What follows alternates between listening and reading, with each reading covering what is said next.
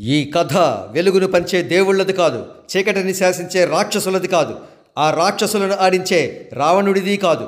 ఈ కథ రాజ్యం లేకుండా యుద్ధం చేసిన ఒక రాజుది, గండ్రగొడ్డలి పట్టిన యమధర్మరాజుది, మరణాన్నే వణికించిన మహారాజుది.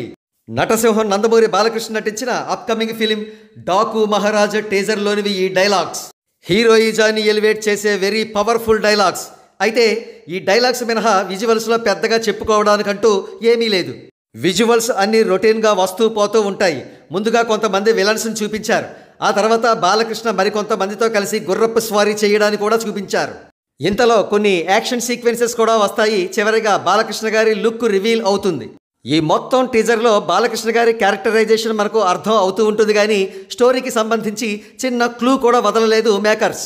ఆబ్వియస్లీ ఇది ఎటువంటి ప్రత్యేకతలు లేని ఒక రొటీన్ మాస్ ఎంటర్టైనర్ తాలూకు టీజర్ అనే విషయం మనకు అర్థం అవుతుంది. కాగా తమన్ బీజిఎం టీజర్కు సంబంధించినంత వరకు యాప్ట్గానే అనిపిస్తుంది. ఇకపోతే ఈ టీజర్కు సంబంధించి అన్నింటికంటే ఒక ముఖ్యమైన విషయాన్ని రివీల్ చేశారు. అదేమిటంటే ఈ చిత్రం రిలీజ్ డేట్.